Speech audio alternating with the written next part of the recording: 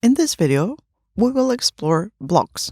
We will continue in the same post as before, with the difference that I have removed the other bonus content to make space for the new one. As we already mentioned, blocks can be various content elements that you add to your posts and pages. We already saw how to add text, images, videos, and embeds. Those are the most used blocks, but there are more interesting things you can add. Let's click on the plus icon to see what kind of other blocks there are. The list is long, and to make things easier, it is divided into different main headings. First are the most used, which show the block you use most frequently or most recently. Under the Common Blocks tab, we see some familiar blocks, such as the paragraph, image, cover, heading, gallery, and video. We have not yet explored the file, quote, list, and audio. Let's go through them one by one. First, we can add a file to a post. For example, you may want to add a downloadable PDF. You can do that by clicking on the File block, and the block with the options will appear. Just like with the other blocks, you can upload, drag and drop, or use the media library to add a file. Let's upload a PDF by clicking the Upload button and choosing a PDF document from the computer. The PDF file is now uploaded as a clickable link with the same title that the PDF document has. The options I have now in the sidebar are to link to the media file or an attachment page. Choose the Link to Media File option if you want the visitors to directly open or download the file by clicking on the file link or the download button.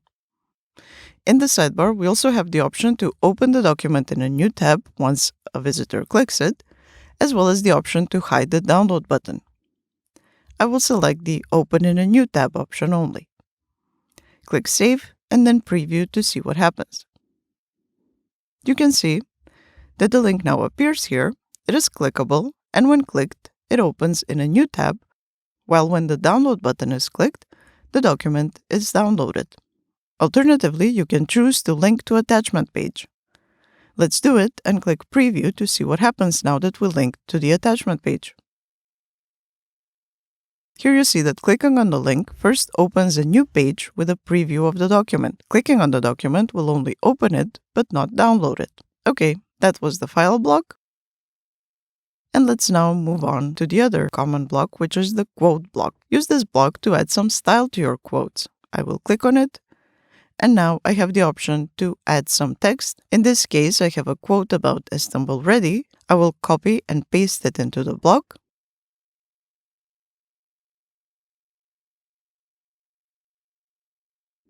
I will click Save Draft and Preview to see what it looks like.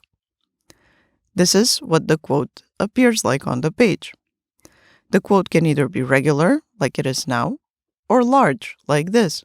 In addition, there is one more option to change the quote a bit more. In the Editor toolbar, you can see the quote icon.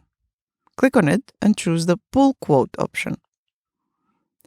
Now you see that you can add some lines around the quote, and here you can change the text color, or even add a solid color block around the quote.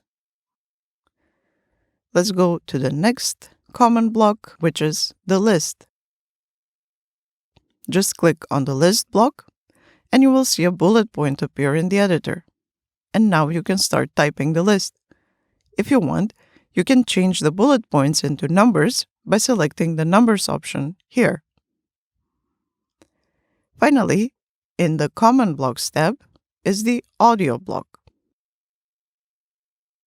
You can see the options here are the same as we saw with the other media types. I will choose to upload a random audio file just to show you what it will look like.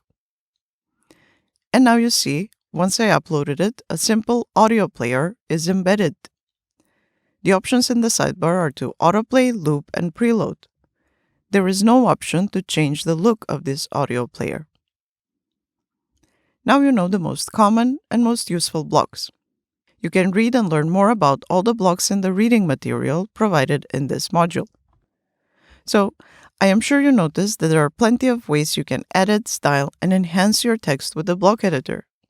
Go ahead and explore, experiment, and see what works for you. Have fun!